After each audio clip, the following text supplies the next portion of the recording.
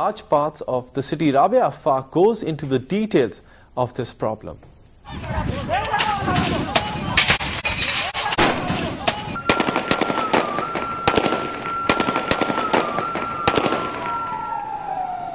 Land grabbing is a lucrative business in Karachi and has caused violence in the city on 2 previous occasions. The absence of a proper housing scheme by the government has made land a valuable commodity in the city. Every year, due to the increasing population, there is a demand for 80,000 houses, but only 32,000 are available. With such a gap, there is ample opportunity for land grabbers to benefit from the situation. City planner Arif Hassan identifies 2 other factors which are responsible for the growth in the menace of land grabbing. The encroachment of amenities is purely out of greed. It is greed. And it is, strictly speaking, a crime against the city.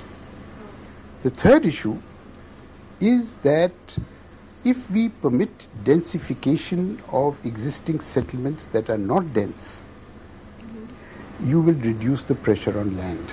Columnist Ardesha Kawasji has been drawing attention to the land mafia. He particularly stresses the need for protecting the city's public spaces, including parks, schools and hospitals, from the land grabbers. There's a law that if anything is designated as a park, it must remain a park. It's a 4-line law. Just now we are trying to save a park. It's called the Kidney Hill Park. We have saved it for, I think, 30 years. It's an important park.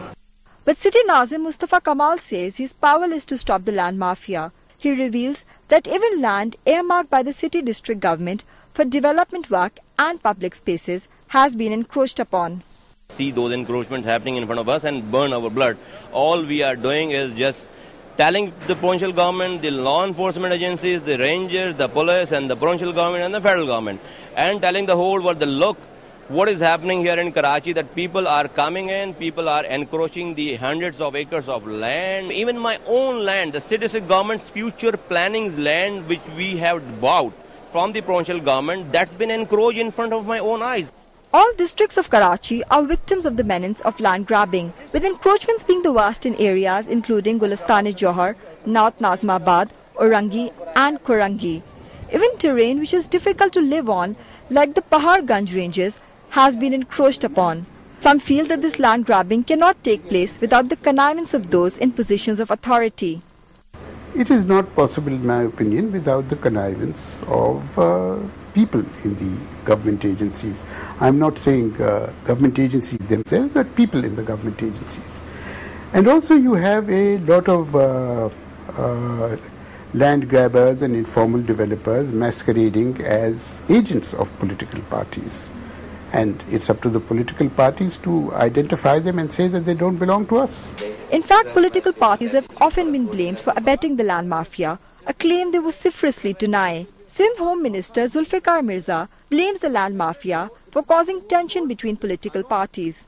Land grabbing के जो मामलात हैं, इसके भी grass root में जाके और उसकी वजह से जो वायलेंस हो रहा है, यहाँ पॉलिटिकल पार्टीज या political activist different political parties के या हमारे कारकुनान को फिर बाद में लैंड माफियाज जो हैं वो अपने मकसद के लिए इस्तेमाल करती हैं, तो उनको मतलब है उस चीज से बचाना है और रोकना है.